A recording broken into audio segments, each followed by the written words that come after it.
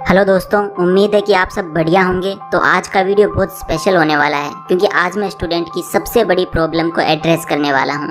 वो है कि पूरे सिलेबस को कम टाइम में कवर कैसे करें।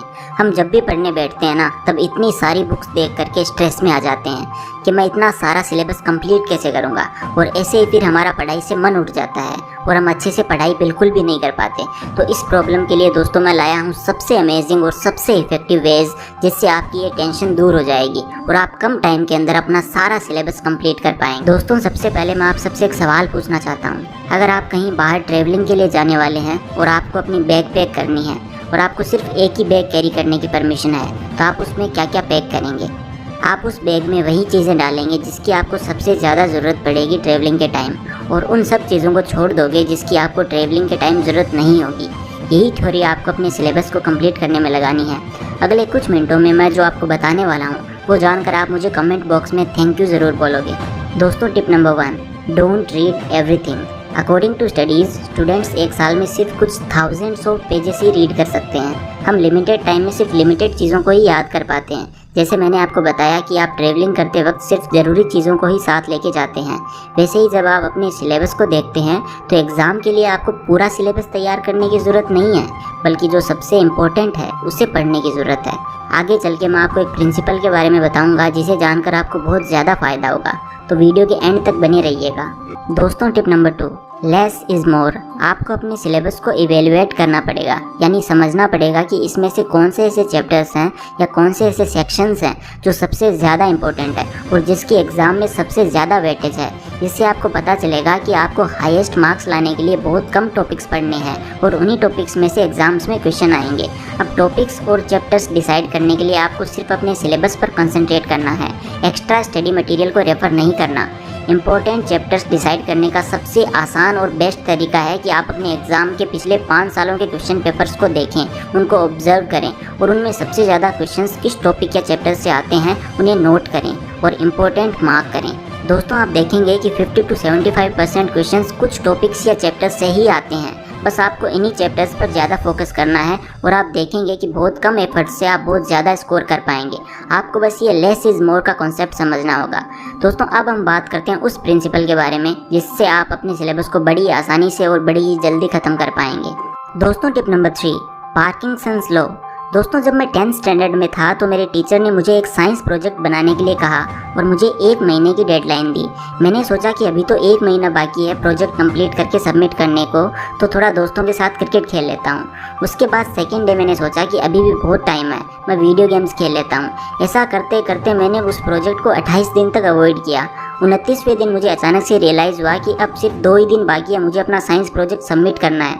मैंने तो अभी तक शुरुआत भी नहीं करी थी। दोस्तों, मुझे बहुत ज़्यादा एंजाइटी होने लगी कि मैं ये कैसे करूँगा, और फिर मैं उस साइंस प्रोजेक्ट को स्टार्ट करने बैठ गया। मैंने उन 2 दिनों में ना ही कोई वीडियो गेम खेला और ना ही अपने दोस्तों से मिला और ना ही मोबाइल फ़ोन पे टाइम पास किया। उन 2 दिनों में मैंने पूरा प्रोजेक्ट कंप्लीट किया और मैंने उस प्रोजेक्ट को सबमिट भी किया और मुझे उसमें अच्छे मार्क्स भी मिले। इससे हमें क्या समझ आता है दोस्तों कि अगर किसी चीज़ की डेडलाइन बहुत ज़्यादा लंबी होती है तो हम उस काम को प्रोक्रेस्टिनेट करते रहते हैं और एंड मोमेंट पे उस काम को पूरा करते हैं। आपने भी इसे एक्सपीरियंस किया होगा। इसे पार्किंसंस लॉ के नाम से जाना जाता है। आप जितना एक काम की डेडलाइन को शॉर्ट रखोगे उतनी ही जल्दी आप उस काम को ख़त्म भी कर पाओगे। Work expends over the given long time period and shrinks in given short time period. आपको भी दोस्तों इसी प्रिंसिपल को फॉलो करने की ज़रूरत है अपने सिलेबस को लेस टाइम में कंप्लीट करने के लिए। अब आप अपने सिलेबस को कवर करके कंप्लीट करने की डेडलाइन को शॉर्ट रखिए। अगर आपको लगता है कि एक सब्जेक्ट को ख़त्म करने में आपको 10 दिन लगते हैं तो आप उसकी डेडलाइन 5 दिन की रखिए और उस डेडलाइन को लेके स्ट्रिक्ट रहिए।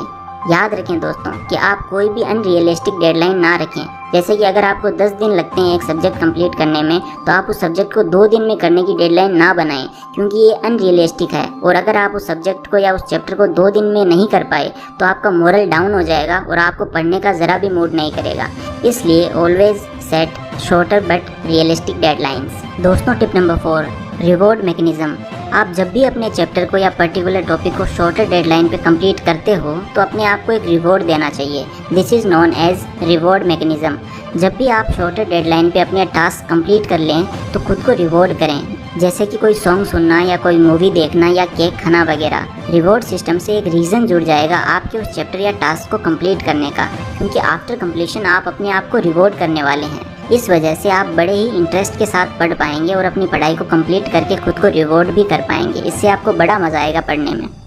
दोस्तों, tip number 5, develop a pattern for yourself. एक स्टडी पैटर्न बनाइए जिससे कि आपका पूरा सिलेबस आप बहुत कम टाइम में और कंसाइज वे में कंप्लीट कर सकें।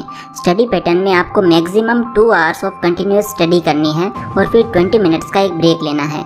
इस 20 मिनट्स के ब्रेक में आप अपने माइंड को रिलैक्स करें, जैसे कि म्यूज़िक सुनकर या फिर एक क्विक नैप लेकर या फिर मेडिटेशन करके। ध्यान रखें, कंटिन्यूस स्टडी करने से आप अपनी हेल्थ ख़राब कर सकते हैं, इसलिए बताए गए स्टडी पैटर्न को ही फॉलो कीजिए। इससे आपके एनर्जी लेवल्स भी हाई रहेंगे और आप ज़्यादा पढ़ाई कम टाइम में पूरे फोकस के साथ कर पाएंगे। दोस्तों, अब मेरे फाइनल वर्ड्स। दोस्तों, उम्मीद है कि आपको आज का ये स्पेशल वीडियो पसंद आया होगा। मैंने इस वीडियो को बनाने में काफ़ी मेहनत की है ताकि आप लोगों को बहुत ही इफेक्टिव वेज बता सकूं अपने सिलेबस को कंप्लीट करने के लिए, वो भी बहुत कम टाइम में। आप सब मेरी फैमिली जैसे हो। अगर आपने यहाँ तक वीडियो को देखा है तो मैं शर्त लगा सकता हूँ कि आप दूसरे बच्चों से बहुत ज़्यादा अच्छा परफॉर्म करने वाले हो।